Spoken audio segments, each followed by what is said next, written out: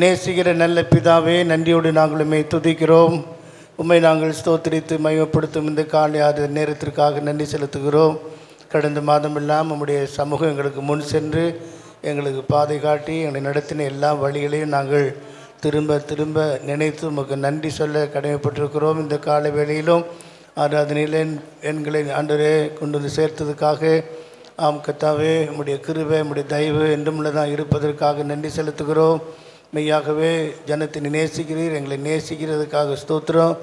நாங்கள் எல்லாம் முந்தி நீர் அன்பு கொண்டதுனால எங்களுக்காக எல்லாவற்றையும் செய்து முடித்திருக்கிறீர். அதை நாங்கள் பெற்றுக்கொள்ள எங்களை தகுதிப்படுத்தும். இந்த ஆராதனையிலும் ஒவ்வொரு பகுதியிலையும் நீர் மாத்திரம் வெளிப்படும்படியாக எங்களை அர்ப்பணிக்கிறோம், ஒப்புக் கொடுக்குறப்பா ஸ்தோத்திரம். சர்வ லோகத்தின் அன்றரை சகல விதமான பரிசுத்தவாங்களுடைய ஆராதனையிலேயும் நீர் மகிமைப்படுவீராக. தேவநோக்கு நிறைவேறட்டும். உமக்கு சித்தமான உம்முடைய காரியத்தை பூமியில் நீ செய்ய வல்லவராக இருக்கிறதுக்காக நன்றி செலுத்துகிறோம். தேவரீர் எங்களுக்கு வேண்டிய ஆலோசனையும் பலனையும் தாரும். மெய்யாகவே ஆண்டவரே, நீர் எங்களை நேசித்து நடத்துகிற பாதையில் இன்னும் அதிகமாக உம்மை நாங்கள் அண்டிக்கொள்ள, உம்மை சார்ந்து கொள்ள, உண்மையிலே பலன் கொள்ள கத்திருக்கிறவு தரும்படியாக வேண்டிக் கொள்கிறோம். இதனால் காலை ஆராதனையில் நடக்க வேண்டிய எல்லா நிகழ்ச்சிகளிலேயும் பாடல்கள் ஆவியோடும் கருத்தோடும் பாடு, ஆவியோடும் கருத்தோடு விண்ணப்பம் பண்ண, உம்முடைய வார்த்தைகளுக்கு ஆவியாய் வல்லமையாய் வெளிப்பட எங்களை தாழ்த்துகிறோம். உம்முடைய சமூகங்களிலிருந்து வழிநடத்தும்படி வேண்டிக் கொள்கிறோம். எல்லா துதியும் கனம் மக்கே செலுத்துகிறோம்.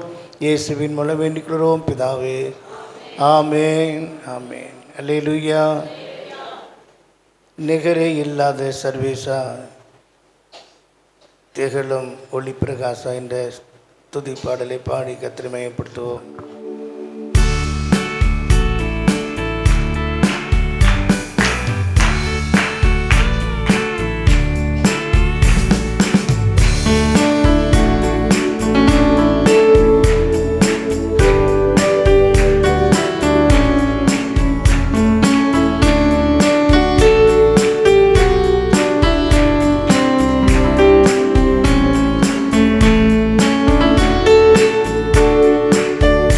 நிகரே இல்லாத சர்வேசா, திகழும் ஒளி பிரகாசா, நிகரே இல்லாத சர்வேசா, திகழும் ஒளி பிரகாசா, துதி பாடிட இயேசுநாதா, 10,000 நாவுகள் போதா. துதி பாடிட இயேசுநாதா, 10,000 நாவுகள் போதா. நிகரே இல்லாத சர்வேசா, திகழும் ஒளி பிரகாசா, நிகரே இல்லாத சர்வேசா, திகழும் ஒளி பிரகாசா. உங்களே பரிசுத்தரே, எங்கள் தேவனை தரிசிக்கவே. உங்களே சுமை பரிசுத்தரே, எங்கள் தேவனை தரிசிக்கவே. துதிகளுடன் கவிகளுடன் தூயனை நெருங்கிடுவோம். நிகரே இல்லாத சர்வேசா, திகழும் ஒளி பிரகாசா, நிகரே இல்லாத சர்வேசா, திகழும் ஒளி பிரகாசா.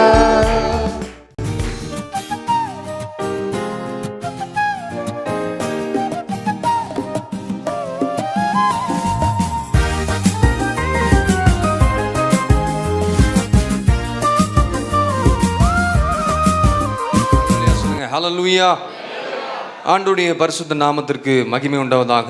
இந்த அருமையான நாளிலே சுத்திகரிப்புக்கு ஏற்ற ஒரு செய்தி தான் இந்த நாளிலும் நாம் பார்க்க போகிறோம். எபிரேயர் 13ஆம் அதிகாரம். எபிரேயர் 13ஆம் அதிகாரம் எல்லாரும் பைபிளில் திறந்து பார்க்கணும். எபிரேயர் 13ஆம் அதிகாரம் 21ஆம் வசனத்தை நாம் வாசி கேட்போம். எபிரேயர் 13:21 வசனம். இயேசு கிறிஸ்துவை கொண்டு தமக்கு முன்பாக பிரியமானதை உங்களில் நடப்பித்து நீங்கள் தம்முடைய சித்தத்தின்படி செய்ய உங்களை சகலவித நற்கிரியைகளிலும் சீர்பொருந்தினவர்கள் ஆக்குவாராக. அவருக்கே என்றென்றைக்கும் மகிமை உண்டமதாக. ஆமென். ஹல்லேலூயா, ஹல்லேலூயா. ஆண்டுடைய பார்வையில் நாம் காரியங்களை செம்மையாய் செய்ய வேண்டும். தீர்க்கதரிசனம் மூலமாக நம்மோடு கூட கர்த்தர் பேசினார். இந்த செய்தியின் மூலமாகவும் கூட கர்த்தர் உங்களோடு கூட இடைப்பட போகிறார். எத்தனை பேர் ஆமென் சொல்றீங்க?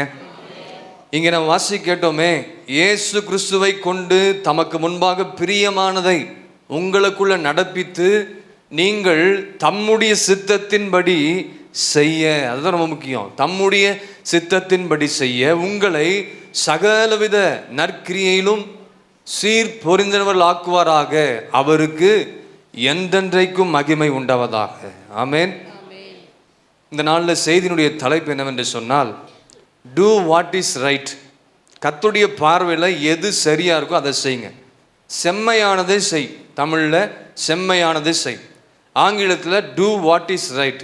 ஆண்டுடைய பார்வையில் எது சரியோ அதை இந்த மாதத்தில் செய்ய தீர்மானம் பண்ணுங்க. இது இந்த மாதம் மாத்திரமில்லை, நம்முடைய வாழ்க்கை முடிகிற வரையிலும் ஆண்டவருக்கு பிரியமானதை செம்மையானதை செய்வதற்கு நாம் என்ன செய்யணும்? பழகணும். அப்போதான் தேவன் நம்மை ஆசீர்வதிக்க முடியும். நீங்கள் ஆண்டுடைய சித்தத்தின்படி செய்து சகல நற்கிரியையிலும் சீர்பொருந்தி என்றென்றைக்கும் பெருகுவீர்களாக என்று சொல்லி எபிரேயர் ஆக்கியோன் இங்கே வாழ்த்துகிறதை நம்ம இங்கே பார்க்க முடியும். நீங்கள் ஆண்டவருடைய சித்தத்தின்படி செய்து என்று சொன்னால், ஆண்டவருடைய விருப்பத்தின்படி செய்து ஆண்டவருக்கு பிரியமான காரியங்களை செய்து, அப்படி செய்து நீங்களும் உங்கள் குடும்பமும் உங்கள் பிள்ளைகளும் அவருடைய கிரியைகளில் எப்படி பண்ணணுமா? பூரணத்தில் நீங்கள் பெருகுவீர்களாக என்று சொல்லி எபிரேயர் ஆக்கியோன் இங்கே தெளிவாக எழுதியிருக்கிறத நம்ம இங்கே பார்க்க முடியும். ஆமென், ஆமென் சொல்லுங்க. இந்த வசனம் முடிக்கும் போது என்ன சொல்லப்பட்டிருக்குதுங்க? ஆமென் சொல்லப்படும். எல்லாரும் கரங்களை ஊற்றி ஆமென் சொல்லுங்க. அப்படியே கர்த்தர் செய்ய வல்லவராக இருக்கு அந்த வசனத்துக்கு ஏற்றபடி. ஹல்லேலூயா. இந்த வசனத்தில் ஒரு வார்த்தையை நான் ரொம்ப நல்லா கவனிக்கணும். நான் வாசித்த இந்த வேத வசனத்தில் ஒரு வார்த்தை ரொம்ப நல்லா கவனிக்கணும். என்ன வார்த்தைனா, சகலவித நற்கிரியிலும் சீர்பொருந்தினவர்கள் ஆக்குவாராக. அவர் சித்தத்தை செய்வதற்கு, அவருடைய விருப்பத்தை செய்வதற்கும், அவருக்கு பிரியமான ஒரு வாழ்க்கை வாழ்வதற்கும், ஆண்டவருடைய பிரியமான சித்தத்தை என்ன என்பதை அறிந்து அதன்படி செயல்படுவதற்காக சகலவித நற்கிரியிலும் நம்ம என்ன செய்ய போகிறாரா? சீர் பொருந்தினவர்கள் ஆக்குவாராக. இந்த சீர் பொருந்திருக்க பண்ணுவாராக அப்படின்னா, he will make you perfect. நீங்க ஆண்டவர்கிட்ட உங்க வாழ்க்கையை ஒப்பு கொடுத்தீங்கன்னா, if you surrender your life to Jesus, he will do everything in right. He will do everything in right. அவர் எல்லாவற்றையும் சரியா செஞ்சு முடிப்பார். ஆமென்.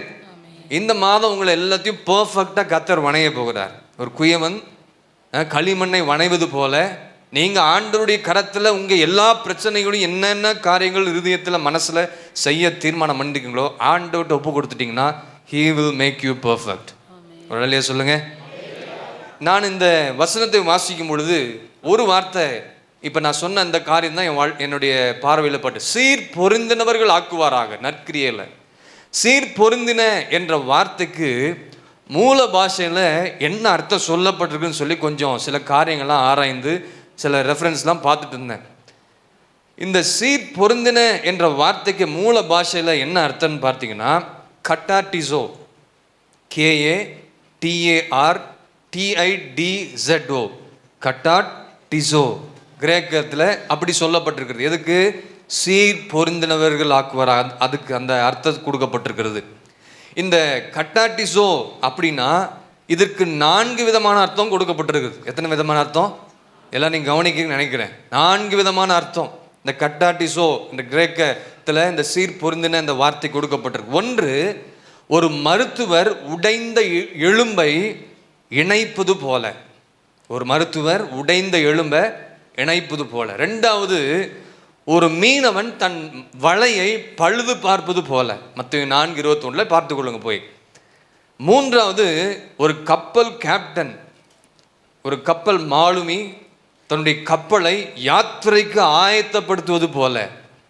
நான்காவது, ஒரு இராணுவ வீரன் யுத்தத்திற்கு ஆயத்தப்படுவது போல அப்படின்னு ரொம்ப டீப்பா, ஆழமா, அற்புதமான அர்த்தத்தை கொடுத்திருக்கிறார்கள் இந்த வார்த்தைக்கு. கட்டாட்டிசோ அப்படின்னா சீர் பொருந்தின.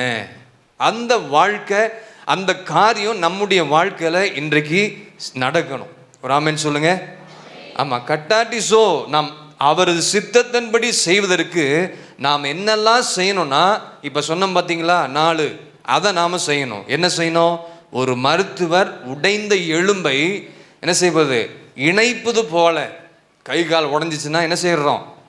ஹாஸ்பிட்டல் போயிடுறோம். மாவு கட்டு போடணும், அந்த கட்டு போடணும்.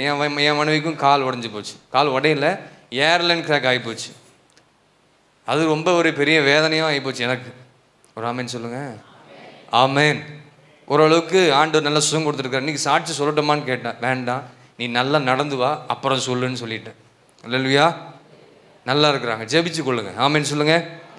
ஆமாம். அப்போ என்ன சொல்லப்பட்டிருக்குது? ஒரு மருத்துவர் உடைந்த எலும்பை இணைப்பது போல. எங்கெல்லாம் உடைந்து போயிருக்கோ உன் ஆவிக்குரிய வாழ்க்கை, உறவுகள் உடைந்து போயிருக்கோம், குடும்ப உறவுகள் உடைந்து போயிருக்குது, ஆண்டவரோடு கூட இருக்கிற உறவுகளும் என்ன செஞ்சிருக்கு? இன்னைக்கு நிறைய பேருடைய வாழ்க்கையில் உடைக்கப்பட்டிருக்கிறது. இந்த உறவுகளை எல்லாம் நீங்கள் என்ன செய்யணும்? அந்த நாளில் இணைத்து சீர் பொருந்த பண்ணுங்கள். அவர்கள் தான் தேவ சித்தத்தின்படி செய்கிறவர்கள். உங்களுக்கு எல்லாத்துக்கும் புரிந்திருக்குன்னு நினைக்கிறேன். நிறைய விளக்கம் சொல்ல வேண்டிய அவசியம் இல்லை. உறவுகளை முதல் சரி பண்ணுங்க. குடும்பங்களில் உறவு சரியா இருக்கணும். அப்பதான் அங்க குடும்ப ஜெபம் பண்ணணும். ஒரு அல்லேலூயா சொல்லுங்க. ஆமா, உறவு சரியில்லாம, சொந்தங்கள்கிட்ட பந்தங்கள்கிட்ட உன் உறவு சரியான ஒரு ஐக்கியம் இல்லாம சண்டை போட்டுட்டு உட்கார்ந்துட்டு ஜெபம் பண்ணா, காலையிலே உட்கார்ந்து குடும்பம் ஜெபம் பண்ணா அந்த ஜெபம்லாம் கேட்கப்படாது. ஆமேன், ஆமேன். நிறைய பேர் சொல்லலை. அப்ப நீங்க சீர் பொருந்தணும், வாழ்க்கை மாறணுங்க. நானும் சரிதான், நீங்களும் சரிதான். வெள்ளை சட்டை போட்டவொன்னே எல்லாரும் மாறிட்டாங்கன்னு அர்த்தம் இல்லை. ஆமா, அல்லேலூயா. ரெண்டாவது அங்க சொல்லப்பட்டிருக்கிறது, ஒரு மீனவன் தன் வலையை பழுது பார்ப்பது போல. வலையை பழுது பார்க்கணும். மீன் பிடிக்கிறவங்க கடலுக்கு போவாங்க. கன்னியாகுமரி பக்கம் போனீங்கன்னா எங்களுடைய சித்தப்பா ஒருத்தர் இருக்கிறார். அவர் தான் ஃபிஷரிஸ் டிபார்ட்மெண்ட்டில் அவங்க பெரிய ஹெட்டாக இருக்கிறார். நாங்கள் போனால் கடலுக்குள்ளே அந்த போட்டில் ஏறி என்னென்ன மீன் வேணா எடுத்துக்கோன்னு சொல்லுவார். ஃப்ரீயாக இல்லை, ஃப்ரீயாக தான் எடுத்து போக சொல்லுவார். ஆனாலும் காசு கொடுத்துட்டு வருவோம். அவர் அம்மேன்னு சொல்லுங்கள். நம்மளால் ஃப்ரீயாக கொடுத்தா ஓடிடுவாங்க. நம்ம எல்லாருமே ஃப்ரீயாக கொடுத்தா ஓடிடும். வலையை அவங்க என்ன செய்வாங்க? கப்பல் கடலுக்கு போகிறதுக்கு முன்னாடி வலையெல்லாம் பழுது பார்ப்பாங்க. வலையை பழுது பார்க்கலன்னா கிழிந்து போன பகுதி வழியாக பிடிக்கிற மீனெல்லாம் என்ன செஞ்சிருங்க? போயிடும். இன்றைக்கி ஏன் நம்முடைய ஆவிக்குரிய வாழ்க்கையிலும் சரி, பூமிக்குரிய வாழ்க்கையிலும் சரி, ஏன் ஆசீர்வாதம் வரலை? ஏன் அற்புதம் நடக்கலை? ஏன் நான் வேண்டிக் கொண்டது நான் பெற்றுக்கொள்ள முடியல? ஏன்னா வலையை நம்ம பழுது பார்க்கணும். கஷ்டப்பட்டு ராமுழுதும் பிரயாசப்பட்டு பிடித்த எல்லா மீன்களும் என்ன செய்கிறது? கிழிந்து போன வலை பகுதியாக எல்லாமே என்ன செய்யுதுங்க? போயிடுது. எல்லாம் போயிடுது. வலையை பழுது பார்க்காம நீங்கள் உங்கள் வாழ்க்கையில் முன்னேறி செல்லவே முடியாது. வலையை நீங்கள் பழுது பார்க்கணும். எந்த பக்கம் போகுது, எந்த பக்கம் போகுது? பிடிக்கிற மீனெல்லாம் என் கையில் வரமாட்டேங்குது, அது வேற எங்கேயோ போகுது. 4 பேர் வீட்டில் இருக்கிறீங்க, 4 பேர் சம்பாதிக்கிறோம் பாஸ்டர், ஆனால் இந்த காசு எங்கே போகிறதுனே தெரியல. எவ்வளோ கஷ்டப்பட்டு நாளும் பகலும் ஐடி கம்பெனியில் ஒர்க் பண்ணுறேன், பிஸ்னஸ் செய்கிறேன், விவசாயம் பண்ணுறேன், எல்லாம் வருது, ஆனால் எங்கே போகிறதுனே தெரில பாஸ்டர், எங்கே போகிறதுனே தெரில அப்படின்னு நிறைய பேர் சொல்கிறாங்க. ஆமாவா இல்லைங்களா? சம்பாதிப்பது எல்லாம் வேற வழியாக எங்கேயாச்சும் போயிட்டுருக்குது. உங்களுக்கு தெரியாமல் வேற வழியில் போகுது. அது மாத்திரமல்ல, நிறைய சம்பாதிக்கிறேன், ஆனாலும் என் வாழ்க்கையில் இன்னும் என்ன இருக்குது? கடன் இருக்குது. ஆனாலும் என் வாழ்க்கையில் கடன் இருக்கிறது. we have to think. நம்ம எல்லாவற்றையும் இப்போ சிந்தித்து பார்க்கணும். அவர் சித்தம்படி செய்ய சீர் பொருந்துங்கள். ஏன் போகுது? தேவ சித்தத்தின்படி செய்யலை, செம்மையானதின்படி வாழலை, செம்மையானதை செய்யலை. வலையை பழுது பாருங்கள். எந்த பக்கம் வழியாக நீங்கள் பிடிக்கிற மீன்கள் வெளியே போகுது, எந்த பக்கம் ஆசீர்வாதம் போகுது என்பதை பார்த்து நாம் சரி செய்து கொள்ளணும். 3வது பார்த்தீங்கன்னா, ஒரு கப்பல் மாலுமி கப்பலை யாத்திரைக்கு ஆயத்தப்படுத்துவது போல. அப்படின்னா ஆயத்தம்னா சாதாரணமான ஆயத்தமாக இருக்கக்கூடாது. அந்த கப்பல் யாத்திரைக்கு போவதற்கு முன்பதாக அந்த கேப்டன் என்ன பண்ணுவார்? என்ஜின் ரூம்லலாம் போய் பார்த்துட்டு எல்லாம் சரியாக இருக்குதா, வெயிட் கரெக்டாக இருக்கா, கப்பலுடைய வெயிட் கரெக்டாக இருக்கா, பெட்ரோல் இருக்கா இல்லை டீசல் இருக்கா, எல்லாவற்றையும் என்ன செய்வார், பார்ப்பார். வெதர் செக் பண்ணுவார். இந்த பக்கம் போகலாமா, எந்த திசையில் போகணும், எந்த பக்கம் போனால் ஆபத்து, எந்த பக்கம் போனால் கடலில் சுழல் உண்டாகும், மாட்டிக்கொள்வோமே, இதெல்லாம் செக் பண்ணி பழுது பார்த்துட்டு தான் அந்த கப்பலுடைய கேப்டன் தன்னுடைய யாத்திரைக்கு அந்த கப்பலை என்ன செய்வார், ஆயத்தம் பண்ணும். அது போல் இந்த வருஷத்தில் உங்கள் ஒவ்வொருடைய யாத்திரை, உங்கள் பிரயாணம், உங்கள் குடும்பத்தின் காரியங்கள், உங்களுடைய வியாபாரம், உங்களுடைய பிஸ்னஸ்ஸு, உங்களுடைய வேலை, தொழில், விவசாய காரியங்கள் எதுவாக இருந்தாலும் நீங்கள் ஆயத்தப்பட்டு நீங்கள் செய்வீர்கள் என்று சொன்னால் உங்களுக்கு ஆசீர்வாதம் உண்டாகும். சரி செய்து கொண்டு you must check and ribbon. நீங்கள் உங்களை சோதித்து ஆராய்ந்து பார்த்து உங்களை என்ன செய்து கொள்ளணும், சுத்திகரித்து, அதான் சீர் பொருத்தி கொள்ள வேண்டும் உங்களை. ஆமென். அடுத்தது ஒரு இராணுவ வீரனை குறித்து சொல்லப்பட்டிருக்கிறது. ஒரு இராணுவ வீரன் யுத்தத்துக்கு எப்படி ஆயத்தப்படுவான், நல்ல அவங்க யூனிஃபார்ம்லாம் போட்டுட்டு பக்காவாக ரெடியாகி ஆயத்தம் இல்லாமல் அவங்க எந்த இராணுவத்துக்கும் ஒரு போருக்கு என்ன செய்ய முடியாது, போகவே முடியாது. துப்பாக்கி எடுத்துகிட்டு போனால் அந்த துப்பாக்கியில் தோட்டா இருக்கான்னு பார்த்துட்டு செக் பண்ணிட்டு தான் போகணும். அந்த துப்பாக்கிக்கு அந்த ரைஃபிளுக்கு செய்ய வேண்டிய எல்லா காரியத்தையும் தொடச்சி நீட் பண்ணி எல்லாம் பக்காவாக எடுத்துகிட்டு போய் அங்கே இராணுவத்தில் போய் கன்னை வச்சு சுட்டாதான் எதிரி சாவான். ஒன்றுமே துப்பாக்கியில் தோட்டா இல்லாமல் போய் நின்னா நம்ம என்ன செஞ்சிடுவோம், அவ்வளோதான், வெற்றி இல்லைங்க, தோல்வி தான் உண்டாகும். அதுபோல ஒரு இராணுவ வீரன் யுத்தத்திற்கு ஆயத்தப்படுவது போல இன்றைக்கு திருச்சபை மக்கள் நீங்கள் ஆயத்தப்படணும்னு கர்த்தர் விரும்புகிறார். இராணுவத்தில் போய் பார்த்தீங்கன்னா, எங்கள் இராணுவத்தில் நிறைய பேர் இருக்கிறாங்க, எக்ஸர்வீஸ் மேன்லாம் இருக்கிறாங்க. அவங்கெல்லாம் கேட்டால் தெரியும், அவங்கெல்லாம் சீக்கிரமாக காலையில் எழுந்துருவாங்க. அவங்களாம் எத்தனை மணிக்கு எழுந்துருவாங்க? ஆமாம், மிலிட்ரிக்காரங்களாம் நல்லா சப்பாத்தி சுடுவாங்க. ஆமாம், அவங்களுக்கு தெரியாதுல்ல. சில வீட்டுக்கெலாம் போவேன், என்னம்மா சப்பாத்தி சுடுறீங்க, அங்கே பார் சாஃப்டாக வருது, அப்படியே சாஃப்டாக இருக்கும். ஆமாம், சில இராணுவ எக்ஸார்மிஸ் நம்ம சர்வீஸ் சர்ச்சில் இருக்காங்க, அவங்க வீட்டிலாம் சாப்பிட போனால் நல்லா கறியும் சப்பாத்தி அப்படியே சாஃப்டாக இருக்கும் சப்பாத்தி. நம்ம வீட்டில் சுடுறதுலாம் ரொட்டி மாதிரி இருக்குது. திட்டு வாங்கினா பரவாயில்ல. ஆமாம், நான் சொல்லுவேன், அங்கே எப்படி செய்றாங்களோ சுடுங்களேன். சரி, அந்த இராணுவ வீரர்கிட்ட போய் கேட்டிங்கன்னா, நான் நேரடியாக அந்த ட்ரைனிங் பண்ணுறதெல்லாம் நான் பார்த்துருக்குறேன். ஊட்டியில், வெல்லிங்டன் இந்த ஏரியாவில் அங்கே இருக்குது.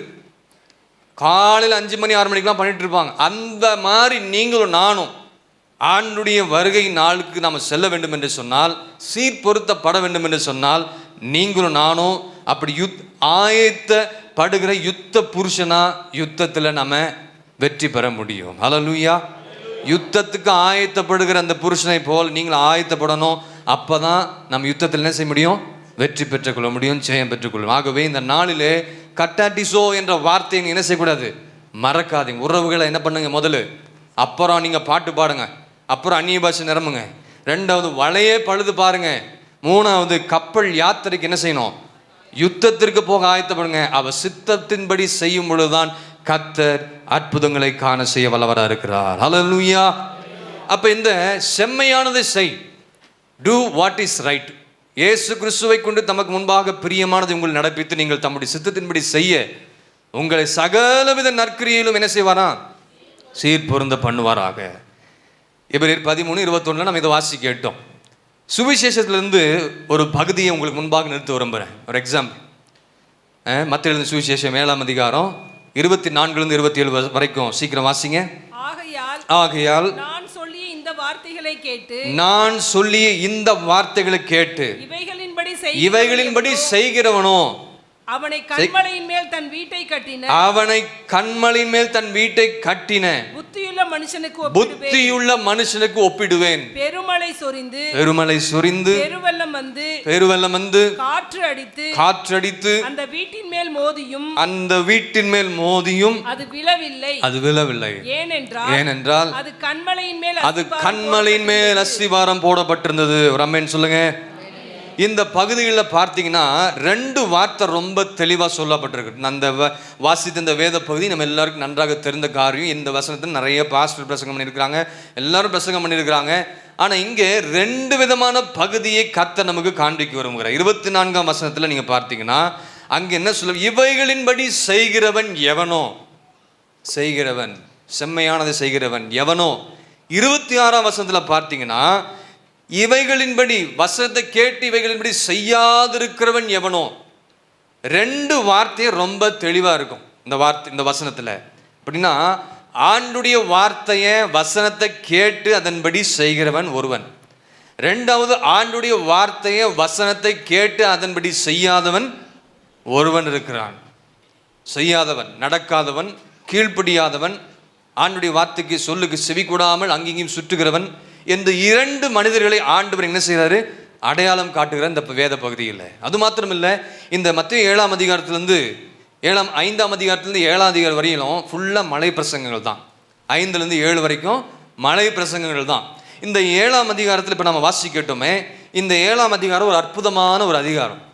ஏன்னா இங்கே இந்த அதிகாரமே ஒரு அற்புதமான அதிகாரம். 3 காரியங்கள் சொல்லப்பட்டிருக்கு. 2 வாசல்கள் அங்கே என்ன செய்யப்படுது? அடையாளம் காட்டப்படுது. இடுக்கமான வாசல், விசாலமான வாசல். 2 விதமான மரங்கள், இனிப்பான கனி கொடுக்குற மரம், கசப்பாய் கனி கொடுக்குற மரம். 3வது பார்த்தீங்கன்னா இங்கே 2 மனிதர்கள் அடையாளம் காட்டுகிறார். அதுதான் செய்கிறவன் செய்யாது இருக்கிறவன். இன்றைக்கி நாம் ஆராய்ந்து நாம் பார்க்க வேண்டும். இங்கே பார்த்தீங்கன்னா மத்தேயு 5லேருந்து 7 வரைக்கும் சொன்னேன், நம்ம மலை பிரசங்கங்கள் சொன்னேன். 5லேருந்து 5ஆம் அதிகாரம் முதல் வசனத்தை நீங்கள் பார்த்தீங்கன்னா அங்கே சொல்கிறாரு, அவர் திரளான ஜனங்களை கட்டு மலை மேல் ஏறினார். அவர் உட்கார்ந்த பொழுது அவர் சீஷர்கள் அவருடைய இடத்துல வந்தாங்க. எல்லாருமே அந்த மலை பிரசங்கத்தில் கூடி வருகிறார்கள். 8ஆம் வசனத்தில் முதல் வசனத்தில் பார்த்தீங்கன்னா 8ஆம் அதிகாரம் மத்தேயு 8:1 நான் வாசிக்கிறேன். அவர் மலையிலிருந்து இறங்கின போது திரளான ஜனங்கள் என்ன செஞ்சாங்க?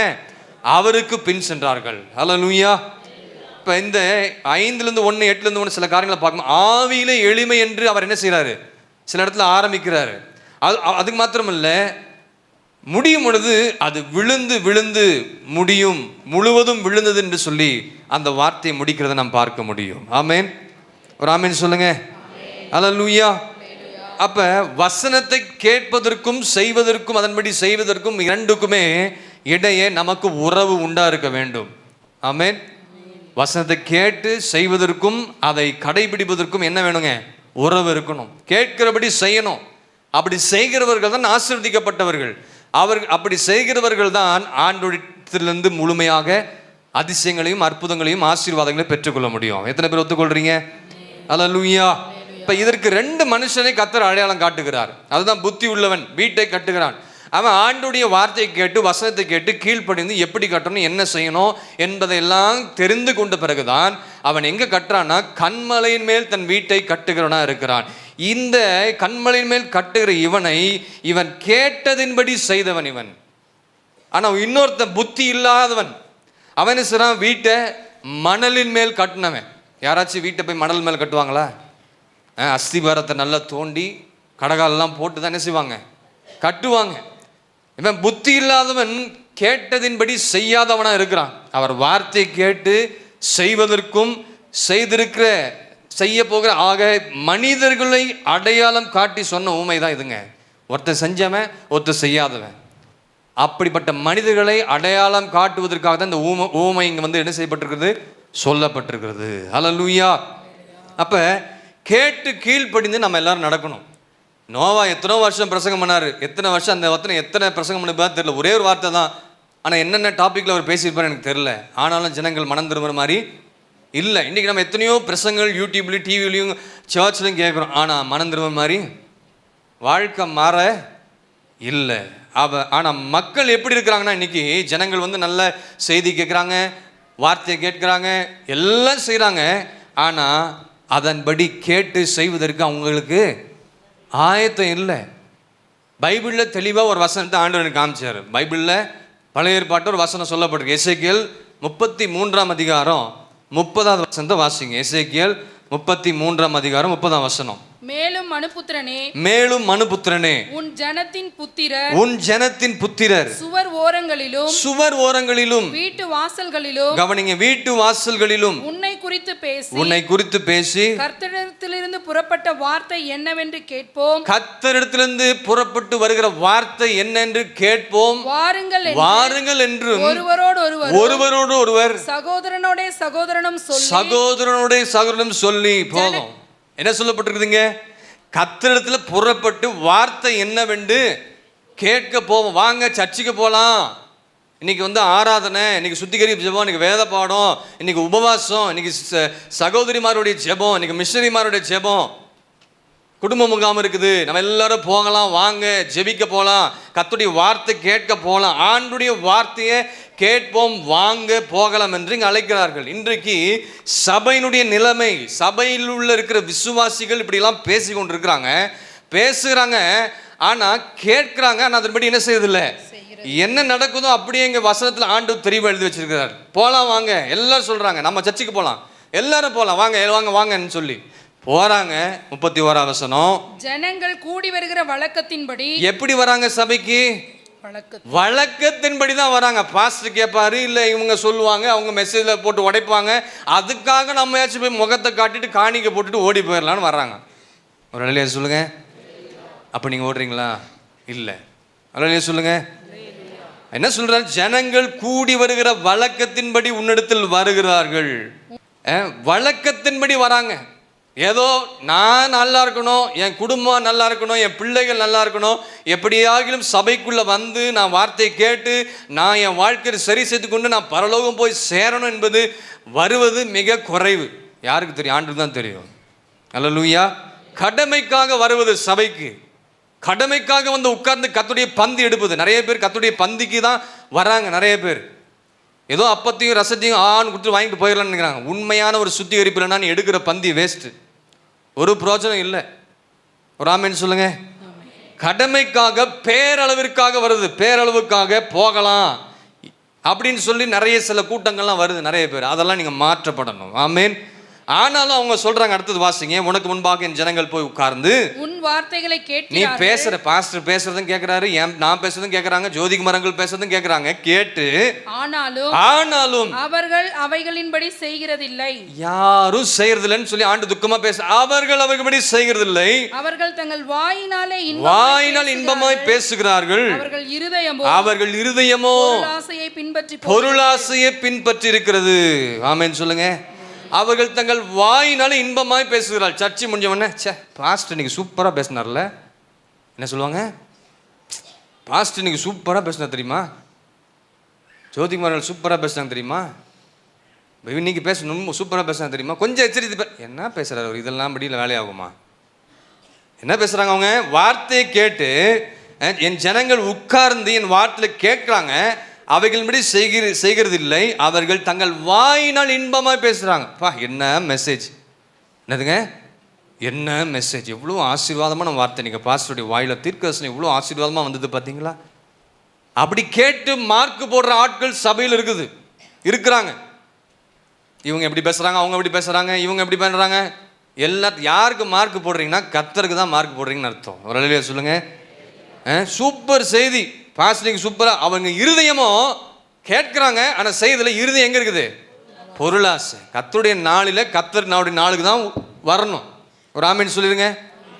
அடுத்தது தானா முதலாவது தேவனுடைய ராஜ்யத்தையும் நீதியும் தேடுங்கள், அப்பொழுது வரலாம் கூட கொடுக்கப்படும். கூட கூடயா கர்த்தர் கொடுப்பார். அப்போ வசனத்தை கேட்குறீங்க, வசனத்தின்படி கேட்டவங்க சபைக்கு வரணும், ஆராதனைக்கு வரணும்.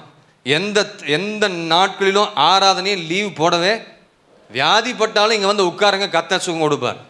பைபிள் அப்படி தான் இருக்குது. அல்லேலூயா. கொஞ்சம் நமக்கு மூக்கு ஒலிக்கிட்டா சட்னி இதாக ஆயிடுச்சா, முடிஞ்சு போச்சு, அவ்வளோதான். என்ன பண்ணிடுறோம்? பாஸ்டர் என்னால் முடியவே இல்லை பாஸ்டர், உட்கார கூட முடியல. உட்கார முடியலன்னு வந்து உட்காருங்க, கர்த்தர் கையை பிடிச்சி தூக்கி விட்டுருவார். அல்லேலூயா. அப்போ கேட்கிறபடி அவர்கள் செய்கிறது என்பதை குறித்து ஆண்டவர் ரொம்ப துக்கமாக பேசுகிறாரு. அப்போ வசனத்தை கேட்கிற தேவ பிள்ளைகளே, பேசுகிற வசனத்தின்படி கேட்கிற வார்த்தையின்படி நீங்கள் நானும் வாழ முயற்சி செய்யணும். இல்லைன்னா பரலோகத்துக்கு போகிற வழியில் பாதி வழியில் அப்படியே நம்ம உட்கார்ந்துருவோம். என்ன செஞ்சிருவோம்? அப்படி பாதியிலே உட்கார்ந்துட்டா பரலோகம் போய் சேர முடியாது. அவர் பேசுகிறதை நான் கேட்கிறபடி வாழ முயற்சிக்கணும். மேக்சிமம் நம்ம என்ன செய்யணும்? தீர்மானம் பண்ணணும். ஆமேன்னு சொல்லுங்க. ஆனால் கஷ்டம்தான். கிறிஸ்துவத்துக்குள்ள வந்தவொடனே எல்லாம் ஓஹோ நினைக்காதீங்க. வார்த்தையின்படி ஜீவிக்கிறது, வசனத்தின்படி அதன்படி வாழ எல்லாம் கஷ்டம்தான் கடைபிடிக்க. ஆனால் வாழ்ந்து அதை ப்ராக்டிஸ் பண்ணிட்டீங்கன்னா அது உங்களுக்கு ஆசீர்வாதமாக இருக்கும், இன்பமாக இருக்கும். இப்போ நீங்கள் அப்படி தீர்மானம் பண்ணிக்கிட்டீங்கன்னா நீங்கள் நல்ல செம்மையான ஒரு வாழ்க்கை, செம்மையானது செய்வதற்கு அதற்கு கர்த்தர் உங்களுக்கு உதவி செய்ய வல்லவராக இருக்கிறார். ஒப்பு கொடுத்துட்டீங்கன்னா போதும், கர்த்தர் உதவி செய்வார். இப்போ கேட்டதின்படி செய்தவனும் கேட்டபடி செய்யாதவனும். அல்லேலூயா. கேட்டதின்படி செய்கிறவனும் கேட்டதின்படி. இப்போதான் நான் உள்ளே வரேன். அல்லேலூயா சொல்லுங்க. சரியான நேரத்துக்கு முடிச்சிடும், நீங்கள் கவலைப்படாதீங்க. இப்போ தான் இன்ட்ரடக்ஷனாக முடிச்சு இப்போ தான் உள்ளே வரும். இப்போ 2 மனிதர்களை குறித்து பார்க்குறோம். இந்த 2 மனிதனுடைய நியாயத்தீர்ப்பு என்று மூன்றாவது குறிப்பாக நாம் பார்க்க போகிறோம். இன்றைக்கு தேவ சமூகத்தில் நம்ம இதெல்லாம் பார்க்கணும். அப்போ முதல் குறிப்பு, அந்த புத்தி உள்ள மனுஷன். யாருங்க? வைஸ் மேன், புத்தி உள்ள மனுஷன், வைஸ் மேன். வாசிங்க மத்தேயு 7:24-25. மீண்டும் வாசிங்க. ஆகையால் நான் சொல்லி இந்த வார்த்தைகளை கேட்டு இவைகளின்படி செய்கிறவன் எவனோ அவனை கன்மலையின் மேல் தன் வீட்டை கட்டின புத்தி உள்ள மனுஷனுக்கு ஒப்பிடுவேன். போதும். அதுக்கப்புறம் பெருமழை வருது, காற்றடிக்குது, எல்லாம் அடிக்குது. ஆனா அது என்ன செய்யல? விழவில்லை. அது கன்மலையின் மேல் அஸ்திபாரம் போடப்பட்டிருந்தது. இந்த பகுதியை நம்ம எல்லாரும் ஏற்கனவே சொல்லிட்டேன், திருப்பி நான் சொல்ல தேவையில்லை. ஆண்டுடைய வார்த்தை வசனத்தை எல்லா காரியத்திலும் நன்றாக அறிந்து கொண்டு நல்ல அறிவுள்ளவனாக மாறி ஆண்டவருடைய காரியத்தில் நன்றாக உற்று கவனித்து பார்த்து ஆவிக்குரிய ஜீவியத்தையும் பூமிக்குரிய வாழ்க்கையும் எப்படியெல்லாம் கட்டணும்னு சொல்லி அநேக வசனங்கள் சொல்லப்பட்டிருக்கிறது. ஒவ்வொரு வசனமாக எடுத்து சொல்ல நேரம் இல்லை. நான் உனக்கு போதிப்பேன், நீ நடக்க வேண்டிய வழி காட்டு, உண்மையில கண்ணை வைத்து போதிக்க, நடக்க, எப்படி வேலை செய்யணும், எப்படி நீ இருக்கணும், எப்படி உட்காரணும், எப்படி பேசணும், எல்லாவற்றையும் இந்த மனுஷன் கற்றுக்கொண்டு போய் கண்மலையின் மேல் வீட்டை கட்டினாம் பாருங்க. இந்த முடிவை வைத்து ஆண்டவர் அவனுக்கு ஒரு பெயரை கொடுக்கிறார். என்ன பேருங்க? நீ புத்தி உள்ள மனுஷன். நீ செய்கிறதை பார்த்து தான் ஆண்டவர் உங்களுக்கு ஒரு பெயரை கொடுப்பார். ஆமென். நாம் செய்கிறதை வைத்து தான் கர்த்தர் நமக்கு ஒரு பெயரை வைப்பார். என்ன பேரு? நீங்க புத்தி உள்ள ஸ்திரீ, நீங்க புத்தி உள்ள மனுஷன். அந்த பேரை நீங்க ஆண்டவர்கிட்ட வாங்கணுங்க. கீழே இருக்கிறவங்கள்ட்டலாம் வாங்குறது பெருசு இல்லை. அவங்க புகழுவாங்க, பின்னாடி ஈட்டி வச்சு குத்துவாங்க. ஆமாம், ரொம்ப ஜாக்கிரதையாக இருக்கணும். நான் கற்றுக்கொண்ட பாடமே அதுதான். எல்லாம் ஜான் பால் அப்படியெல்லாம் நம்ம அப்பெல்லாம் கொஞ்சம் அப்படி இருந்தோம். இப்போல்லாம் பிரைஸ் லார்ட், அப்படியே தோத்துறோம், நல்லா இருக்கீங்களா, விசாரிச்சிங்க, இந்த மாதிரி இருந்தீங்கன்னா நீங்கள் நல்லா இருப்பீங்க. அவங்களும் அப்படியே உறவாடி ஒட்டி போயிட்டே இருந்தீங்கன்னா முடிஞ்சது கதை. அப்போ நாம் செய்கிறதை வைத்து தான் கர்த்தர் உங்களுக்கு ஒரு பெயர் கொடுப்பார். யாருங்க? புத்தி உள்ள ஸ்திரீ. தன் வீட்டை உடைக்க மாட்டா. புத்தி உள்ள ஸ்திரீ வீட்டை கட்டுவா. புத்தி உள்ள மனுஷன் குடும்பத்தை கட்டுவார்கள். அப்போ அது மாத்திரமில்லை, இன்னொன்று சொல்றாரு, உண்மையுள்ள ஊழியக்காரனே, கொஞ்சத்தில் உண்மையுள்ளவனா இருந்தால் உன்னை அநேகத்தில் அதிகாரிய வைப்பேன் என்று அவனுக்கு புகழ்ச்சி சொன்னார் ஆண்டவர். அவன் செய்ததை வைத்து தான் சொல்றார். அப்போ நீங்கள் செய்கிறத வச்சு தான் ஆண்டவர் என்ன செய்வார்? உங்களுக்கு சர்டிஃபிகேட் அவங்க கொடுக்கலாம், இவங்க கொடுக்கலாம். கர்த்தர் என்ன ஒன்று குறித்து கொடுக்குறாரு? நான் சரியில்லை, நான் ஒத்துக்கொள்கிறேன், நீங்களும் சரியில்லைன்னு ஒத்துக்கொள்கிறீங்களா? நம்ம சரிப்படுத்துவதற்காக தான் கர்த்தர் ஜீவன் கொடுத்து வைத்திருக்கிறார். அநேக விஷயத்தில் நான் தவறி போயிருக்கிறேன், நீங்களும் தவறி போயிருக்கிறீங்க. உண்மை என்று ஒத்துக்கொள்வேன் என்று சொன்னால் கர்த்தர் நம்மை சீர்புரிந்தவர்கள் ஆக்குவாராக. ஆமென். அடுத்தது பாருங்க, 100க்கு அதிபதி ஒருத்தர் இருக்கிறான். அவன் விசுவாசிச்சாங்க. நாம் எல்லாம் விசுவாசத்தை குறித்து நல்லா பாடுவோம். அப்பா என்ன பாட்டு பாடுறோம் நம்ம ஆட்கள்லாம். விசுவாசிய நீ பதறுன்னு எல்லாம் பதறோம். நம்ம என்ன செஞ்சிடறோம்? பதறி போயிடுறோம். நானும் பதறி போயிடுறேன், நீங்களும் எல்லாரும் மனுஷன் தான் பதறி போயிடுறோம். ஆனால் பாடுகிறோம், துதிக்கிறோம், வார்த்தை கேட்குறோம், விசுவாசிக்கிறோம், நல்ல கை ஊற்றி பாடுறோம், ஆண்டவரே விசுவாசி. ஆனால் நாம் என்ன செய்ய மாட்டோம்? விசுவாசிக்க மாட்டோம். அவன் உண்மையாக விசுவாசித்தாங்க. வாசிங்க இப்போ மத்தேயு லூக்கா சுவிசேஷம் 7ஆம் அதிகாரம் 7ஆம் வசனம். நான் உம்மிடத்தில் வரவும் என்னை பாத்திரனாக எண்ணவில்லை. ஒரு வார்த்தை மாத்திரம் சொல்லும். ஒரு வார்த்தை மட்டும் சொல்லும். அப்பொழுது என் வேலைக்காரன் சொஸ்தமாவான். ஆமென். என்ன சொல்றாரு? நீ அங்கே இருந்து ஒரு வார்த்தை சொல்லுங்க ஆண்டவரே, நீங்க வர வேண்டாம். என்னதுங்க? நீங்க வராதீங்க ஆண்டவரே, நீங்க அங்கிருந்து ஒரு வார்த்தை சொன்னா போதும், என் வேலைக்காரன் என்ன செஞ்சிருவான். சொன்னவன் யார் தெரியுங்களா? அவன் கிறிஸ்துவன் கிடையாது, சொன்னவன் யூதன் கிடையாது. சொன்னவன் யாருங்க?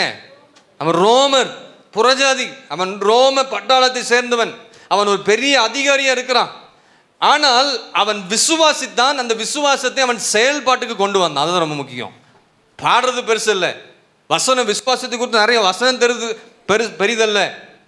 அதை நாம் செயல்பாட்டுக்கு நம்முடைய வாழ்க்கையில கொண்டு வர வேண்டும். அல்லேலூயா.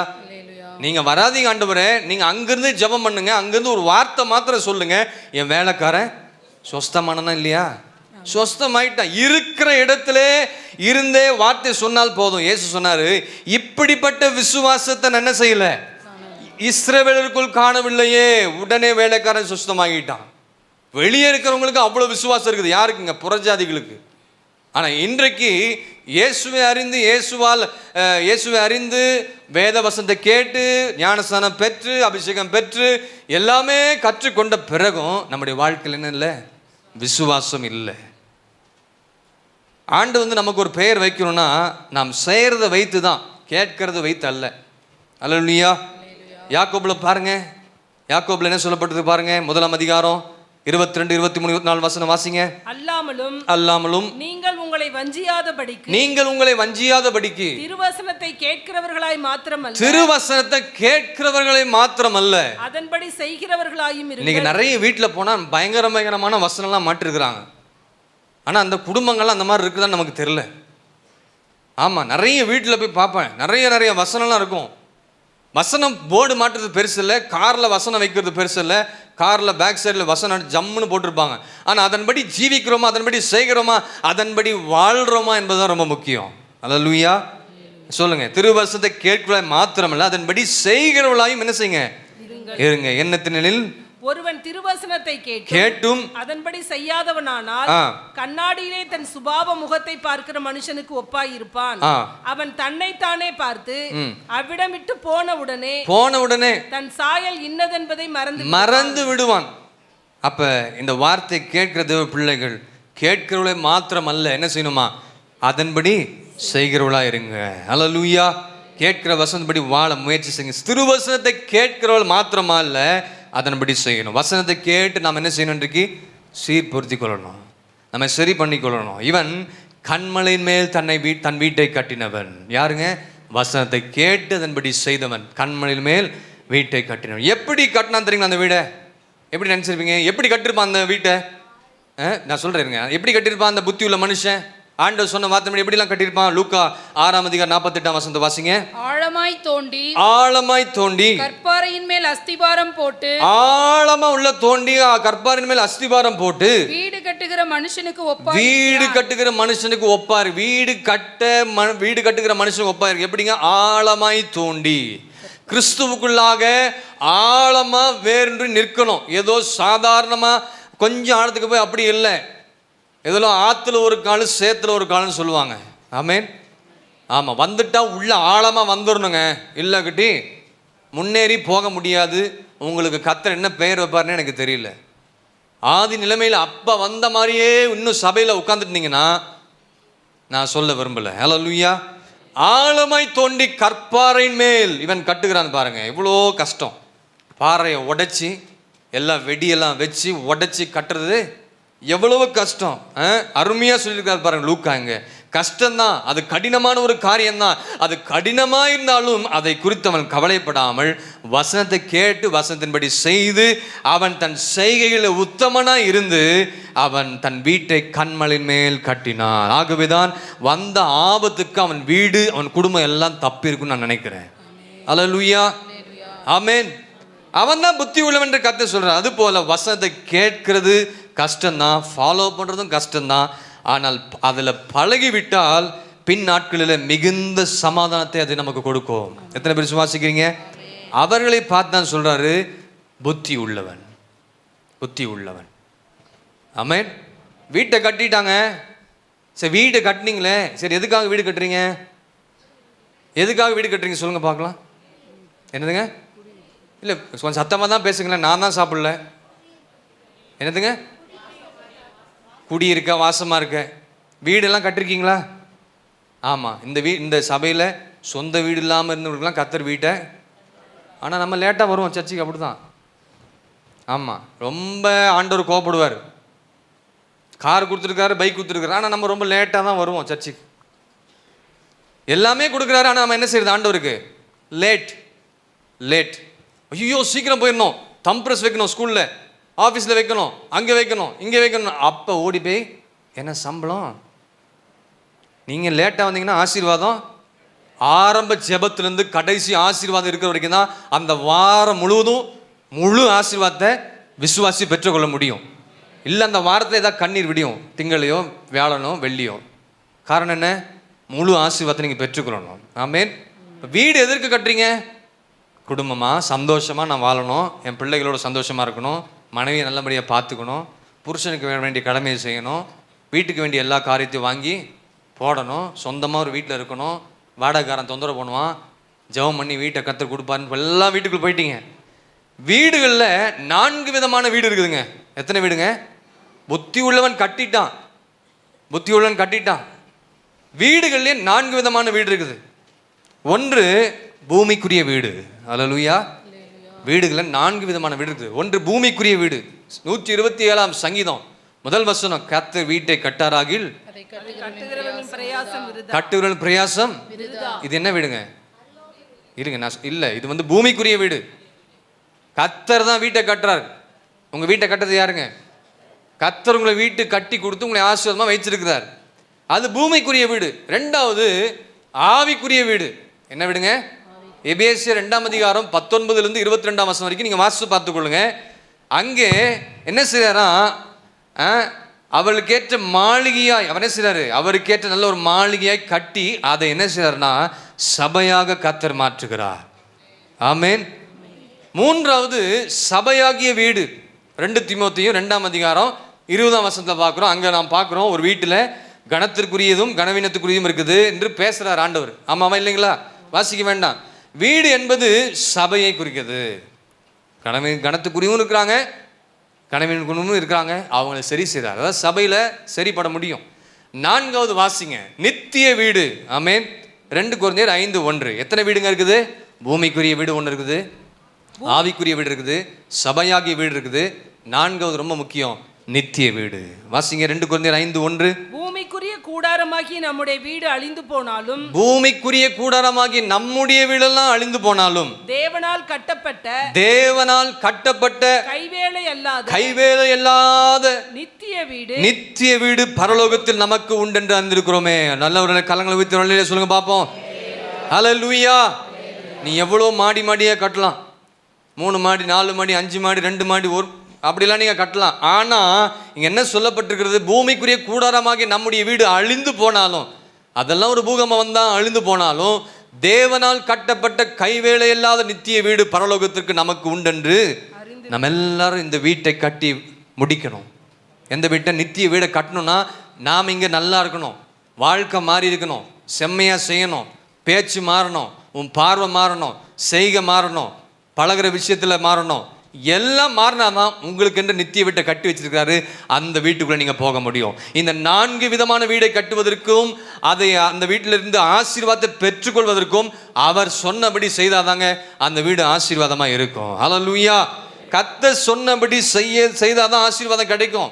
நீங்கள் செய்யலைன்னா ஒரு ஆசீர்வாதத்தை பெற்றுக்கொள்ள இந்த வசனத்தின்படி செய்கிறவன் தான் நித்திய வீட்டுக்கு வந்து சேருவான். ஹல்லேலூயா.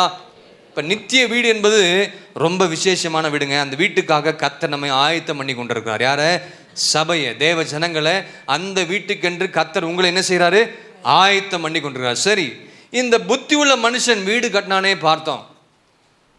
வீடு கட்டினா வீடெல்லாம் எத்தனை வகைன்னு பார்த்தோம். இந்த புத்தி உள்ள மனிதன் வீடு கட்டினான்னு பார்த்தோமே, எதற்காக அந்த வீடுங்க? என்னென்ன வீடுன்னு பார்த்தோம். எதற்காக அந்த வீடு? அந்த வீட்டின் நோக்கம் என்ன? வீடு கட்டுகிறதுடைய நோக்கம் என்ன? அதோட பர்பஸ் என்ன? எதற்காக கட்டி முடிக்கிறோம்? அவன் வீடு கட்டுறான், நானும் வீடு, அப்படி இல்லை. என்ன நோக்கம்? What is the purpose? எதுக்காக வீடு கட்டுறோம்? 3 விதமான பர்பஸ் இருக்கு. 3 விதமான நோக்கத்துக்காக தான் வீட்டை கர்த்தர் நமக்கு கற்றுக் கொடுக்கிறார். நீங்களும் அந்த நோக்கத்தோடு தான் வீட்டை கட்டணும். ஒரு அல்லையா சொல்லுங்க. புத்தி உள்ளவர்கள் அப்படி தாங்க கட்டணும் வீட்டை. அப்படி தான் அவங்க கட்டுவாங்க. ஒன்று, வீடுனா பாதுகாப்பான இடம். அல்லையா சொல்லுங்க. ஆமாம், பிளேஸ் ஆஃப் ஷெல்டர். அங்கே வெளியே போய் வந்தாலும் எங்கே போய் வந்தாலும் நமக்கு நல்ல ரெஸ்ட்டு, நல்ல சுகம், காற்று, மழைக்கு எல்லாம் தப்பி ஓடி வந்து வீட்டுக்குள்ளே எப்படியாச்சும் வந்து உட்காந்து கொள்கிறோம். குடும்பமாக பிள்ளைகளோடு எல்லாம் சந்தோஷமாக அந்த வீட்டில் என்ன செய்கிறோம்? நம்ம குடியிருக்கிறோம். 2வது பிளேஸ் ஆஃப் ரெஸ்ட், ஓய்வின் இடம். முதல் பாதுகாப்பான இடம் உன் வீடு தான் உனக்கு பாதுகாப்பு, பிளேஸ் ஆஃப் ஷெல்டர். 2வது ஓய்வின் இடம், பிளேஸ் ஆஃப் ரெஸ்ட்டு. 3வது ஐக்கியத்தின் வீடு, பிளேஸ் ஆஃப் கம்யூனியன். ஆமென். இந்த 3 ஒரு வீட்டில் இருக்கணுங்க. பாதுகாக்கணுங்க உங்கள் மனைவியை, உங்கள் பிள்ளைகளை நீங்கள் பாதுகாத்து நல்ல வழி நடத்தணுங்க. உங்கள் புருஷனை நீங்கள் வேண்டிய பாதுகாத்து அவங்களுக்கு செய்ய வேண்டிய காரியங்களை செய்யணுங்க. ஒருவருக்கு ஒரு பேசி மனசை உடைச்சி அவங்கள காயப்படுத்தி கண்ணீர் விடவே கூடாது. எந்த புருஷன் மாறும், எந்த மனைவி மாறும். ஆமீன் சொல்லுங்க.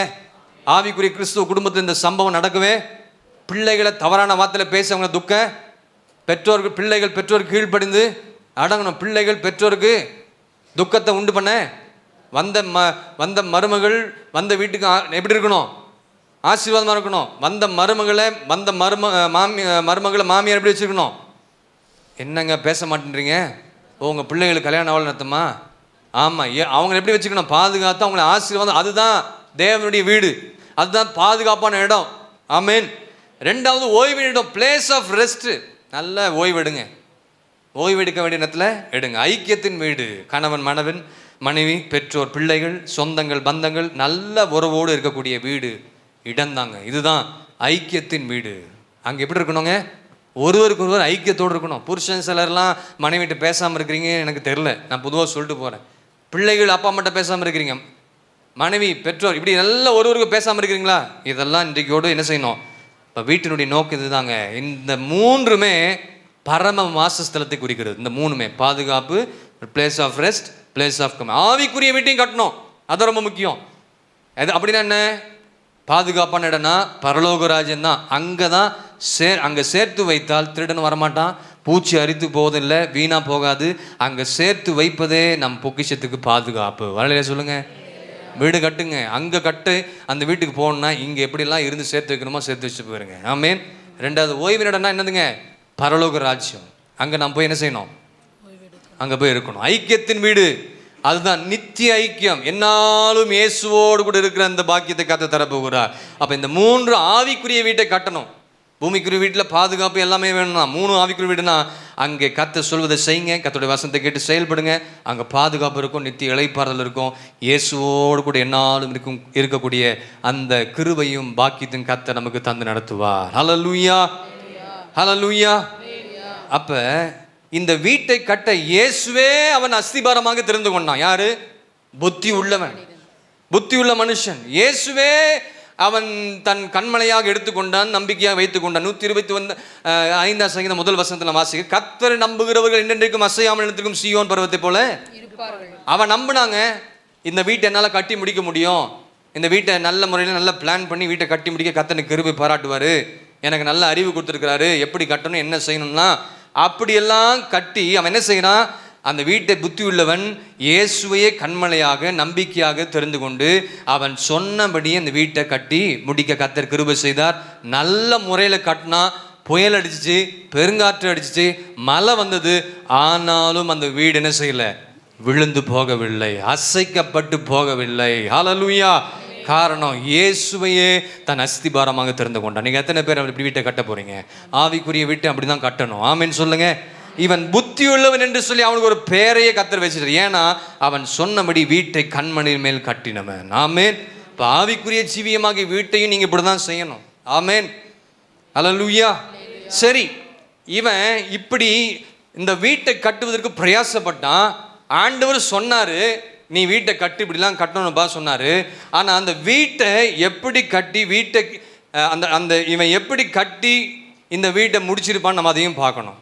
இப்போ வீடு கட்டுறீங்க, வீட்டு கட்டுறதுக்கு பணம் இருக்குதா பார்க்கணும், வசதி இருக்குதா. நான் சொந்த வீடை கட்ட போகிறேன், நான் வீட்டை கட்டணும்னா இதுக்கேற்ற வசதிகள், இதை மணல் வாங்க முடியுமா, இந்த மாடி 2 மாடி கட்டுறேன்னு நினைக்கிறேன், இந்த 2 மாடியெல்லாம் நான் ஃபினிஷ் பண்ணுறதுக்கு எனக்கு தேவையான வசதிகள், எனக்கு பணம் எல்லாமே இருக்கா நம்ம செக் பண்ணியிருக்கிறான். ஆமாம் இல்லைங்களா?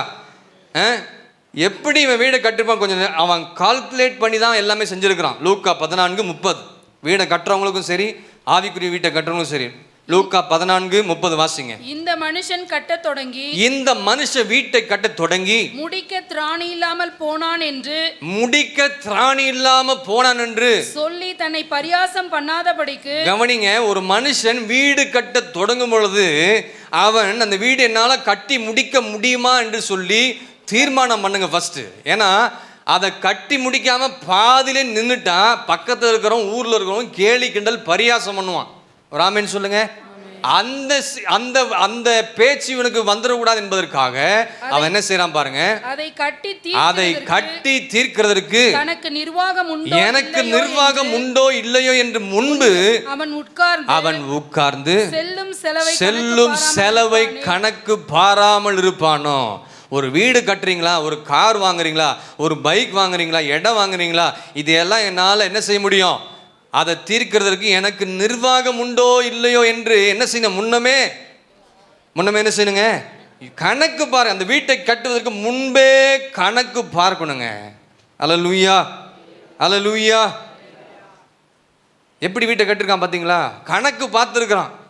இதுக்கு இந்த மாதிரி கட்டணும், இப்படிலாம் பண்ணணும், பிளான் பண்ணணும். எத்தனையோ பிளானை போடுறீங்களே, அதை கட்டி முடிக்கிறதுக்கு துட்டு இருக்கான்னு பார்க்கணும். அல்லேலூயா, ஆமென் சொல்லுங்க. இப்போ வீட்டை கட்டி முடிக்கணும்னா உட்கார்ந்து என்ன செய்யணும், கணக்கு பார்க்கணும். கட்ட நமக்கு திராணி இருக்கா, லோனு விசுவாசத்தில் எடுத்துட்டேன், இஎம்ஐ விசுவாசத்தில், அது பொய், அது இப்போ எடுக்கவே கூடாது. புத்தி உள்ளவன் கேட்டான், கணக்கு பார்த்தான், கட்டி முடிச்சான். கரங்களை தட்டி கத்திர மயப்படுத்துங்க. இப்படி தாங்க புத்தி உள்ள மனுஷன் இருப்பான். நீங்கள் எந்த லிஸ்ட்டில் இருக்கிறீங்கன்னு சொல்லி நீங்கள் ஆராய்ந்து பார்த்து கொள்ள வேண்டும். அல்லேலூயா. ரெண்டாவது, புத்தி இல்லாத மனுஷன். வாசிங்க. நான் சொல்லி இந்த வார்த்தைகளை கேட்டு இவைகளின்படி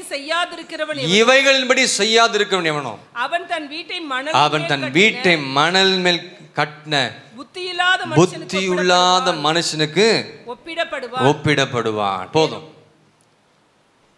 இங்கே புத்தி இல்லாத மனுஷன் இவன் யாரு, கேட்டதின்படி செய்யாதவன், புத்தி இல்லாதவன், மணல் மேல் கட்டினவன், இயேசுவே அஸ்திபாரமாக வைக்காதவன், இயேசுவை நம்பிக்கையாக வைக்காதவன், இயேசுவை முன்வைத்து செய்யாதவன். இவங்களாம் யாருங்க? எந்த ஒரு வேலை செஞ்சாலும், எந்த ஒரு வேலைக்கு போனாலும், எந்த ஒரு வீட்டை கட்டினாலும், பூமிக்குரிய காரியத்தில் எதை செஞ்சாலும் இயேசுவை முன்னாடி வச்சு, ஊழியக்காரங்களை முன்னாடி வச்சு எல்லாத்தையும் செஞ்சிங்கன்னா அது உங்களுக்கு ஆசீர்வாதமாக இருக்கும். ஒரு ஆமேன்னு சொல்லிடுங்க. ஆனால் இவன் அதுக்கு நேர்மாறா என்ன பண்ணுறான், உலகமே கதி என்று வாழ்ந்தவன், உலக ஆசை, உலகத்தை நம்பி உலகத்தை சார்ந்து வாழ்ந்தவன் இந்த புத்தி இல்லாத மனுஷன். இன்றைக்கு நிறைய பேர் கிறிஸ்துவுக்குள்ளே வந்தாலும் உலகம் நமக்கு தேவைதான். உலகத்தில் சொல்லப்பட்ட அரசாங்கத்தினால் கொடுக்கப்பட்டுக்கிற எல்லா வார்த்தையும் கீழ்ப்படியணும் தான், இல்லை நான் சொல்லலை. அதை காட்டிலும் நம்மை படைத்த இயேசு, நம்மை உருவாக்கின சிருஷ்டித்த ஆண்டவர், அவர் சொல்றபடி செய்கிறவன் தான் என்றைக்குமே நிலைத்து நிற்க முடியும். அல்லேலூயா. உலகத்தின் மேல் நம்பிக்கை வைக்கிற மனிதன் எங்க கட்டுவானா, மணலின் மேல் கட்டுவான். உலகத்தினுடைய ஆலோசனை போய் கேட்பான், அவங்கள போய் கேட்டு ஆலோசனை கேட்கலாம், இவங்களை கூட்டிட்டு போய் பல காரியங்களை செய்யலாம், அதை செய்யலாம், இதை செய்யலாம்னு சொல்லிட்டு உங்களுக்கு ஒரு பேரை வைப்பாரு, மதிகேடனே என்று சொல்லி கர்த்தர் கூப்பிடுவார். அதுக்கும் ஆமென். அவன் யாரு? புத்தி இல்லாத மனுஷன். லூக்கா 12:20 பார்த்தீங்கன்னா, ஒரு வெல்தி ஃபார்மர், நல்ல ஒரு பெரிய பணக்காரன், நல்ல வசதி நிறைந்தவன். அவனை பார்த்து கர்த்தர் சொல்றாரு, நன்றாக அவன் நிலம் விளைந்தது என்று சொல்லப்பட்டது. ஆனா அவன் என்ன, ஆண்டவர் எங்க சொல்ல பாருங்க, 12:20 தேவனோ அவனை நோக்கி சொல்றாரு, மதிகேடனே, உன் ஆத்துமா உன்னிடத்திலிருந்து இந்த ராத்திரியிலே எடுத்துக்கொள்ளப்படும். அப்பொழுது நீ சேகரித்தவைகள் யாருடையது என்று அங்கே ஆண்டவர் கேட்கிறார். அல்லேலூயா.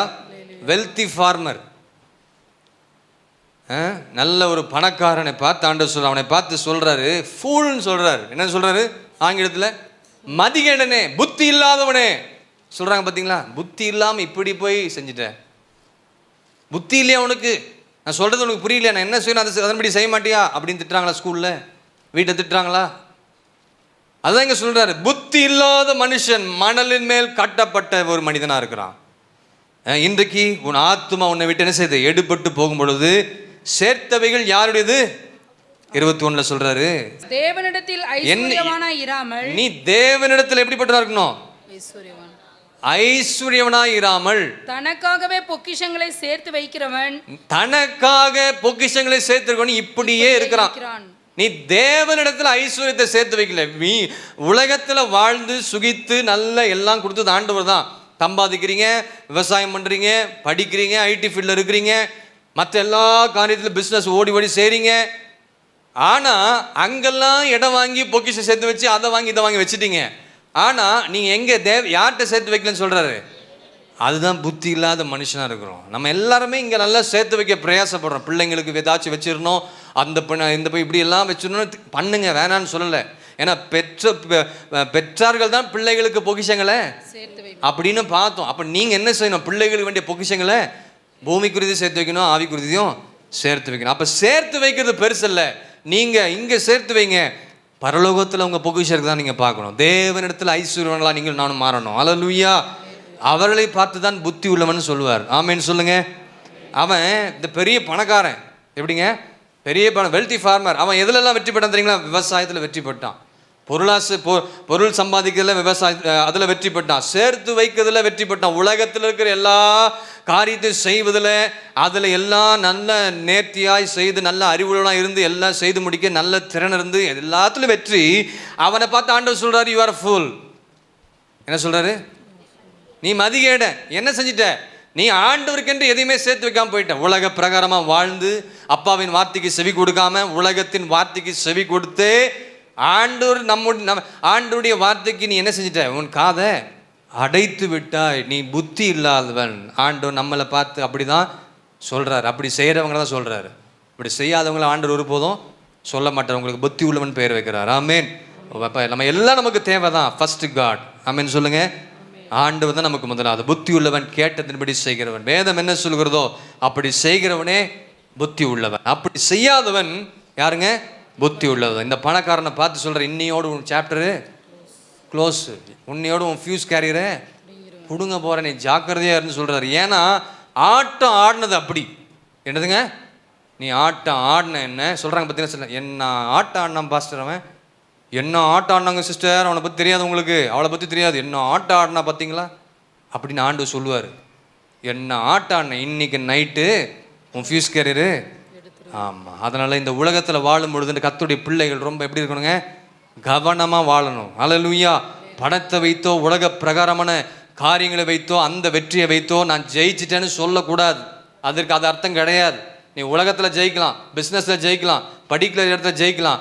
ஆனால் வேதத்தின்படி வாழ்ந்து வேதத்தின் வெளிச்சத்தில் நீ இருந்து வேத வசனத்தை கை கொண்டு அதன்படி இருப்பா என்று சொன்ன அதில் நீ வெற்றி பெற்றால் தான் கர்த்தருடைய பார்வையில் நீங்கள் ஞானிகள், புத்தி உள்ளவர்கள், வெற்றி பெற்றவர்கள். எத்தனை பேர் ஆமேன்னு சொல்கிறீங்க?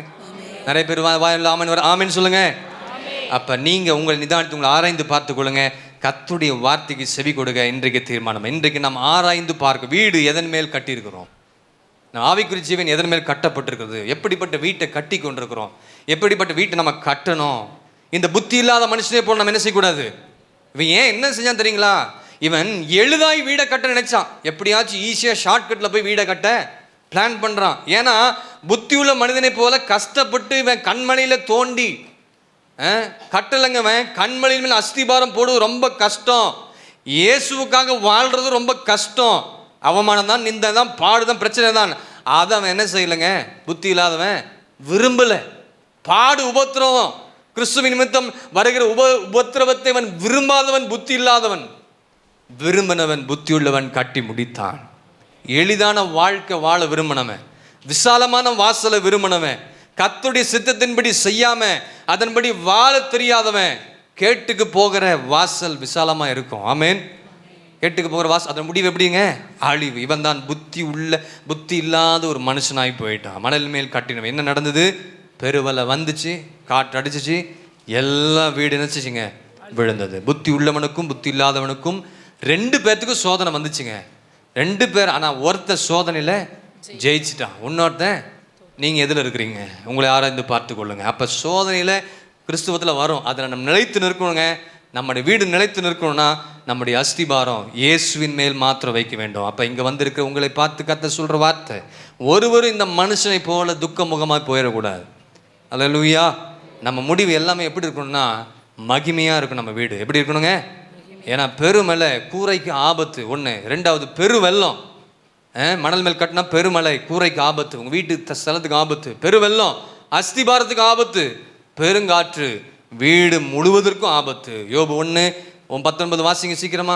வனாந்திர வழியாய் பெருங்காற்று வந்து, வனாந்திர வழியாய் பெருங்காற்று வந்து அந்த வீட்டின் 4 மூலையிலும் அடிக்க, அந்த வீட்டின் 4 மூலைகளிலும் அடிக்க, அது பிள்ளைகளின் மேல் விழுந்ததினால், பிள்ளைகள் மேல் விழுந்ததினால் அவர்கள் இறந்து போனார்கள்.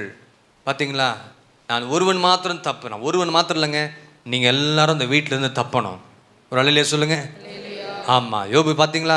பெருங்காற்று அடிச்சு 4 மணியும் எல்லாரும் இழந்து போனாங்க, பிள்ளைகள் எல்லாரும் இழந்து போனாங்க. ஆனால் நீங்கள் நானும் அப்படி இல்லை. ஒருவன் மாத்திரம் தப்பிட்டான், ஆனால் நீங்களும் நானும் அந்த பரலோகம் என்ற பேழைக்குள் இருந்தீங்கன்னா காக்கப்படுவீங்க. ஒரு சொல்லுங்க. அப்படிப்பட்ட நல்ல ஒரு அஸ்திபாரத்தில் நம்ம நிற்போம் என்று சொன்னால் நம்ம வீடு அழிந்து போகாது, உள்ளே இருக்கவும் நல்லா இருப்பாங்க, வீட்டில் சமாதானம் இருக்கும். கடைசியாக 2 நிமிஷத்தில் முடிச்சிடுறேன். 3வது, புத்தி உள்ளவனுக்கும் புத்தி இல்லாதவனுக்கும் ஜட்ஜ்மெண்ட் கொடுக்குறாரு ஆண்டவர். நியாய தீர்ப்பு உண்டாகிறது. என்ன நியாய தீர்ப்பு? 2 பேருக்கு சேர்த்து தான் ஆண்டவர் சொல்கிறாரு. 2 பேர்த்துக்கும் ஒரே வசனம் தான் கேட்டாங்க. சபைக்குள்ளே வந்தவனும் இங்கே இருக்கிறவங்களும் ஒரே வசனம் கேட்குறாங்க, மேலே பழைய சர்ச்சில் இருக்கிறவங்க ஒரே வசனம் கேட்குறாங்க, வெளியே உட்காந்துருக்கவங்க ஒரே வசனம் தான் கேட்குறாங்க, எல்லாரும் ஒரே வார்த்தை தான் கேட்குறாங்க. ஆனால் ஒரு சிலர் கேட்டு நடக்கிறாங்க, ஒரு சிலர் கேட்காம போயிட்டு பின்வாங்கி போனல் இருக்கிறாங்க. யோவான் சுவிசேஷம் 12:48. என்னை தள்ளி என் வார்த்தைகளை ஏற்றுக்கொள்ளாதவனை நியாயம் தீர்க்கிறது ஒன்று இருக்கிறது. நான் சொன்ன வசனமே அவனை என்னதுங்க? நான் சொன்ன வசனமே அவனை என்ன செய்யுமா? நியாயம் தீர்க்கும் என்று சொல்லு. யாருக்கு? புத்தி இல்லாத மனுஷனுக்கு. வரலையா சொல்லுங்க. அவிசுவாசிகளுக்கு சொல்லப்பட்ட வார்த்தை, பாவிகளுக்கு சொல்லப்பட்ட வார்த்தை. கர்த்தருடைய வார்த்தை கேட்டு செய்வதற்கும் பிரயாசப்படாமல் இருக்கிறவங்க, மந்தமாக உட்காந்துருக்கிறவங்க, இன்னும் ஆவிக்குரிய ஜீவிதத்தில் வசனத்தை கேட்க கேட்க முன்னேறி போகாமல் இருக்கிறவங்களுக்கு, பாவிகளுக்கு சொன்னப்பட்ட வார்த்தை என்ன வார்த்தைங்க? நான் சொன்ன வசனமே அவனை கடைசி நாளில் நியாயம் தீர்க்கும். அவருக்கு என்ன தெரியுங்களா? வெள்ளை சிங்காசன நியாயம் தீர்ப்பு. வெளிப்படுத்தின விசேஷம் 20ஆம் அதிகாரத்தில் நீங்கள் போய் பார்த்து படிச்சுக்கொள்ளுங்க. ஹல்லேலூயா. யாருக்கு? அவிசுவாசிகளுக்கு, பாவிகளுக்கு, கேட்டு செய்யாதபடிவர்களுக்கு. 2வது, ஆண்டவர் சொன்ன வசனத்தை கேட்டு நடந்தால், அவன் அதன்படி செய்து வாழ்ந்தால் அவனுக்கு என்ன கதை கொடுக்கிறார் தெரியுங்களா? வாசிங்க 2 கொரிந்தியர் 5:10 வாசிங்க. ஏனென்றால் சரீரத்தில் அவனவன் செய்த நன்மைக்காவது தீமைக்காவது தக்க பலனை அடையும்படிக்கு தக்க பலன் நாம் எல்லாரும் கிறிஸ்துவின் நியாயத்துக்கு முன்பாக வெளிப்பட வேண்டும். ஹல்லேலூயா. முதல் அந்த மணல் மேல் கட்டவனுக்கு வெள்ளை சிங்காசன நியாயம் தீர்ப்பு. 2வது, நல்ல கண்மலையின் மேல் கட்டப்பட்ட அந்த மனிதனுக்கு, புத்தி உள்ளவனுக்கு பீமா நியாயம் தீர்ப்பு. ஹல்லேலூயா. அதான் பீமா ஜட்ஜ்மெண்ட். ரெவலேஷன் நீங்கள் பைபிள் ஸ்டடியில் வந்தீங்கன்னா உங்களுக்கு தெரிஞ்சிருக்கும். ஹல்லேலூயா. அப்போ 2 பேர் வசனத்தை கேட்டாங்க. ஒருத்தனுக்கு வெள்ளை சிங்காசன நியாயம் தீர்ப்பு கொடுத்தாரு. இன்னொரு புத்தி உள்ளவனுக்கு, விசுவாசிகளுக்கு பீமா நியாயம் தீர்ப்பு. அங்கே உங்களுக்கு கர்த்தர் ரிவார்டு வச்சிருக்கிறார். என்னங்க வச்சிருக்கிறாரு? அங்கே போய் நம்ம ரிவார்டு வாங்கணும். அது ரொம்ப முக்கியம். ஹல்லேலூயா. ஹல்லேலூயா. வார்த்தையில கேட்டு அவைகளின்படி செய்யாதவன். கடைசியாக வசனத்தை மாற்றி ஜெபிக்க போகிறோம். லூக்கா 6ஆம் அதிகாரம். நம்ம எல்லாரும் எடுத்துக்கொள்ளுங்க, வசனத்தை எடுத்துக்கொள்ளுங்க பார்க்கலாம். எல்லாரும் எழுந்து நிற்க பார்க்கலாம். எல்லாம் எழுந்து நிற்போமா? லூக்கா 6ஆம் அதிகாரத்தை 47, 48, 49 வசனத்தை வாசிங்க.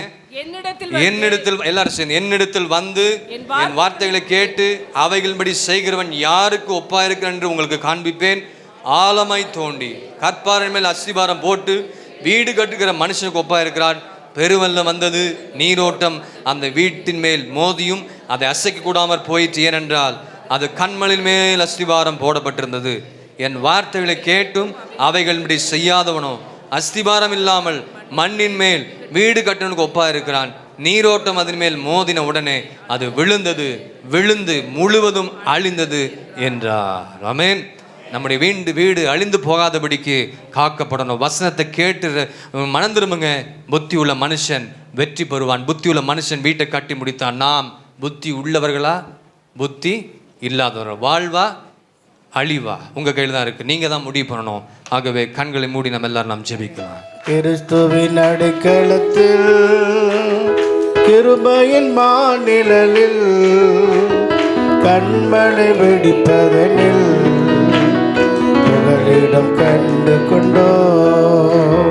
கிறிஸ்துவின் அடைக்கலத்தில் கிருபையின் மாநிழலில் கண்மலை வெடிப்பதனில் புகலிடம் கண்டு கொண்டோ.